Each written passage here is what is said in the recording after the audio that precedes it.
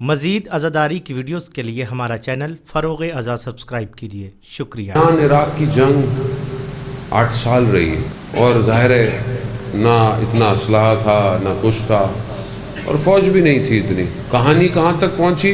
12-13 سال کے بچوں تک کہانی آ گئی تھی. وہی باقی تھے 12-13 سال کے. ایک 13 سال 14 سال کا جوان ہے، نوجوان ہے، قد بھی چھوٹا ہے. بڑی کوشش کی اس نے تہران میں کہ میں جنگ میں چلا جاؤں، لیکن اس کی ایج ہی اتنی نہیں تھی، اجازت نہیں تھی. وہ بڑا کوشش کرتا تھا، نیچے اپنے کچھ جوتے بڑے بڑے پہن کے اپنے قد کو بڑا دکھائے، کبھی اپنا آئی ڈی کارڈ کاٹ کے جاتا تھا، مگر پکڑا جاتا تھا. اتنی دفعہ گیا کہ وہ تنگ آ گیا. اس کو بولا اس کو بھیج ہی دو جنگ پہ. اس کو بٹھایا ٹرک پہ اور بھیج دیا. وہ کہاں پہنچا؟ ایران عراق کا بارڈر تھا. خرم شہر ایک شہر ہے، وہاں پہنچا. خرم شہر اسٹریٹجیکلی بہت امپورٹنٹ تھا. اگر خرم شہر اس وقت گر جاتا، فال کر جاتا، تو یہ جنگ ہار جاتا. یعنی اتنا امپورٹنٹ تھا. اہواز کے قریب وہاں پہنچے تو یہ بڑی خوشی پہنچا کہ بھائی چلو میں جنگ میں آ گیا ہوں، اب کیا کروں. اس نے بولا بھائی اسلحہ دو، میں بھی کوئی لڑوں. انہوں نے کہا اسلحہ؟ یہاں کچھ بھی نہیں ہے، ہم پہلے ہی اتنی مشکل میں، ہمارے پاس تمہیں کہاں سے اسلحہ دیں. دوسرے دن صبح فجر کے بعد انہوں نے دیکھا کہ یہ جوان بہت سارے گنے لے کر گرا پڑا ہے دروازے پر مسجد کے.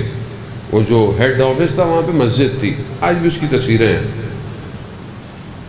اس کو اٹھایا، بولے کہاں سے لے کر آئے ہو؟ کہا رات کو میں دشمن کی طرف گیا، وہ سو رہے تھے، میں ان کا اسلحہ اٹھا کے لے آیا.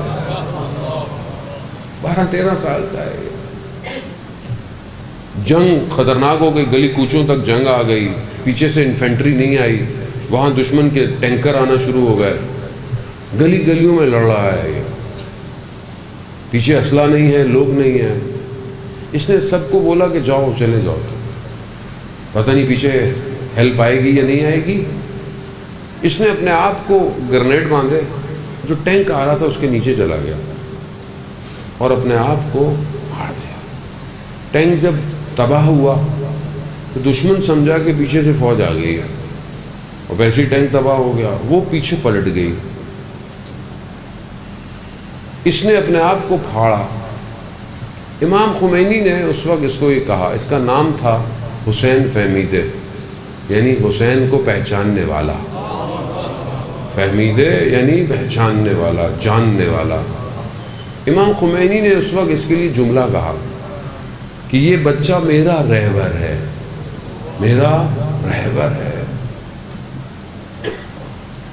اس بچے نے جب اپنے آپ کو پھاڑا ہوگا تو اس کے لیے کربلا میں کون رول ماڈل تھا؟ کون تھا؟ وہ بچہ جو شب عاشورہ خیموں میں پیچھے بیٹھا ہے،